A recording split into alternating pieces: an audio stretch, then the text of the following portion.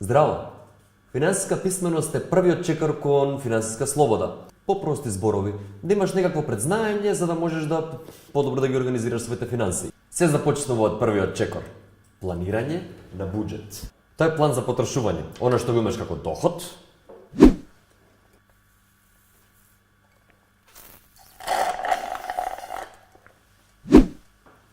и она што го трошиш. Земете лист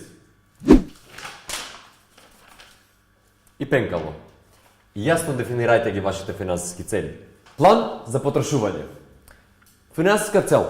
Уплата за прв семестар на магистарски студии. Кога треба да го направам тоа? Во март 2018 година. Колку пари ми се потребни? 25.000 денари. Колку пари имам веќе заштедено? 5.000 денари. Колку време ќе ми треба да заштедам целата сума? 4 месеци. Значи секој месец по 5.000 денари. Следен чекор. Месечни приходи. Приходи, плата, пензија, не мора да бидат точно. Од прилика. Потоа имаш трошоци, сметки, храна, кирија, во зависност. Сите се различни. Исто така планирајте ги и непредвидливите трошоци, како што се, не знам, ти се расипала колата, ти се расипал фрижидерот, треба да идеш кај другарите на свадба. Не е задолжително да се штеди, но малку е тешко. Знаеш, некогаш купуваш некои непотребни работи кои што воопшто немаш никаква потреба од нив во животот, но да зборуваме малку за посериозни работи. Ако сакаш да купиш стан или кола, не може тоа да го направиш од заштеда.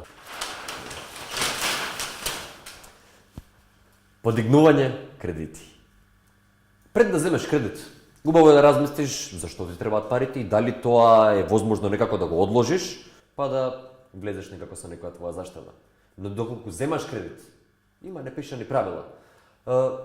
Доколку месечната рата на кредитот ти е 5.500 денари, фино би било да имаш двојно на страна, како например 11.000 денари. Совет кој не го бараш. Задолжително прашај во банката за сите скриени трошоци од кредитите, за да можеш да споредиш кој кредит е подобар. Но цената на кредитот не е само таа цена што ја пишува. Има и други надоместоци, административни трошоци, трошоци за проценка на обезбедување. Сега, кога би бил најдобриот период од животот да почнеш да штедиш? Па да речеме, кога си бил бебе. Но, да се надеваме дека никогаш не е доцна. Што му гледаш видео, тоа значи дека веќе одамна си ја скршил својата кацичка во форма на прасенце? Или пак твоето шише е полупразно? Затоа, добро информирај се во банките за начините на штедење. Постојат два начина на штедење.